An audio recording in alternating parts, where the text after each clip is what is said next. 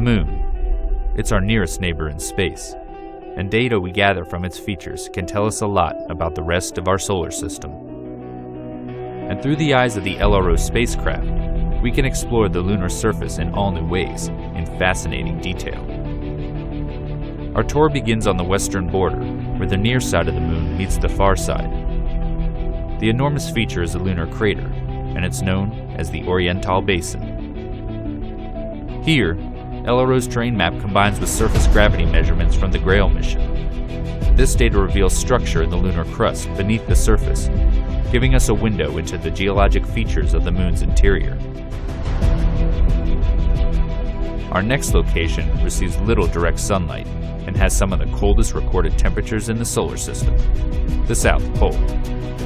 The highlighted spots signify potential water ice based on temperature readings from LRO's Diviner instrument and reflectance from its laser altimeter LOLA. LOLA also allows us to peer into the darkness of Shackleton Crater by bringing us this digital elevation model. It's 21 kilometers wide and 4 kilometers deep, but it pales in comparison to the largest known impact crater in the Earth-Moon system, the South Pole Aitken Basin. Sitting on the far side, it's 2,500 kilometers across and 13 kilometers deep. We don't yet know exactly how old the basin is, but it was first seen in the 1960s by spacecraft flying around the far side. As much as we use LRO data to investigate areas we can't see from Earth, we also probe familiar territory on the lunar near side to bring back images with an all-new level of detail. This is Tycho Crater. It's around 100 million years old.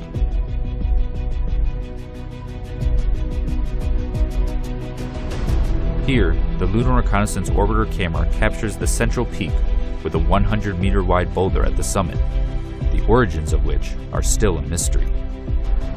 Continuing across the Moon's near side, we will arrive in an area ripe for future exploration due to the diversity of impact and volcanic materials.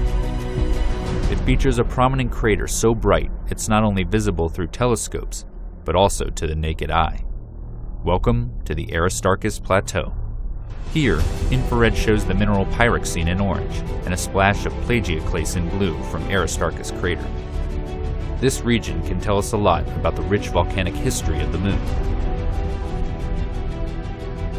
As much as we study the Moon looking for sites to visit, we also look back at places we've already been.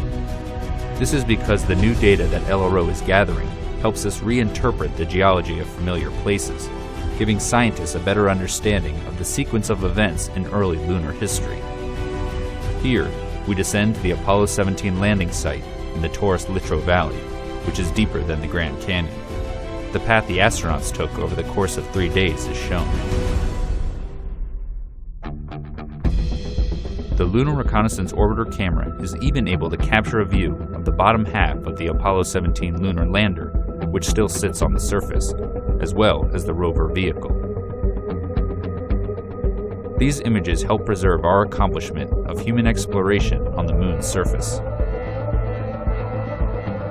Moving onward, we make our way to our final destination. This location contains regions that exist in permanent shadow, as well as ones that bask in nearly perpetual light. It's the North Pole. Detailed terrain measurements by LOLA allow scientists to model sunlight and shadow at the poles over decades and centuries. Sunlit peaks and crater rims here may be ideal locations for generating solar power for future expeditions to the Moon. This updated visualization of the lunar landscape stands as a testament to the functionality and abilities of the Lunar Reconnaissance Orbiter spacecraft. And as the mission continues to gather data, it will provide us with many more opportunities to take a tour of our Moon.